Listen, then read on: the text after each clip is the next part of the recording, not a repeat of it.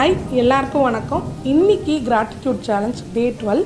இன்றைக்கி நம்ம யாருக்கு நன்றி சொல்ல போகிறோன்னா, சாலை பணியாளர்களுக்கு. அதாவது நம்ம வீட்டிலேருந்து ஒரு இடத்துலேருந்து இன்னொரு இடத்துக்கு போகிறோன்னா கண்டிப்பாக ரோடுன்னு ஒன்று வேணும் இல்லைங்களா? ஸோ அப்படிப்பட்ட ரோடை நமக்காக போட்டு கொடுக்குறவங்களுக்கு நம்ம நன்றி உணர்ச்சியை வெளிப்படுத்துகிறோம். அப்போது சிலர் சொல்லுவாங்க, எல்லாரோடும் இதாக இல்லை, ஒரு மழை பெஞ்சாயிடுது. எஸ், அதெல்லாம் இருக்குதான், நான் இல்லைன்னு சொல்லவே இல்லை. ஆனால் ஒரு வேலையை நமக்காக ஒரு குரூப் ஆஃப் பீப்புள் செய்கிறாங்க, அவங்களுக்கு நம்ம நன்றி உணர்ச்சியை வெளிப்படுத்துகிறோம். அப்போ நீங்கள் குண்டு குழி இல்லாத ஒரு ரோட்டில் பயணித்ததே இல்லையா? நம்ம எல்லாருமே லைஃப்பில் அப்படி ஒரு பாதையை கடந்து தான் இருப்போம்.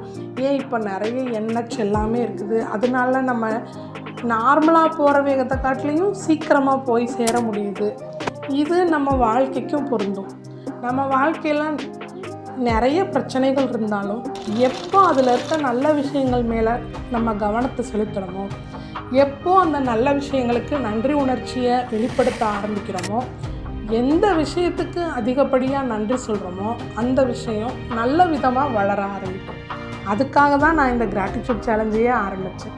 ஸோ பொதுவாக நம்ம கிளைண்ட்ஸ்கிட்ட நன்றி எழுதுங்க அப்படின்னு சொன்னோன்னா அவங்க என்ன எழுதுறதுன்னு தெரியாமல் எழுதுவாங்க, இல்லை எழுதுனதையே திருப்பி எழுதுவாங்க. ஸோ நம்ம எல்லாருக்கும் பயன்படும்.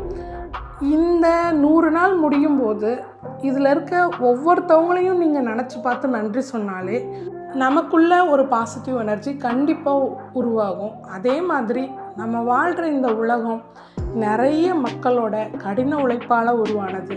அவங்க எல்லாருக்கும் நம்ம எப்பவும் நன்றி உணர்ச்சியோடு இருக்கணும்.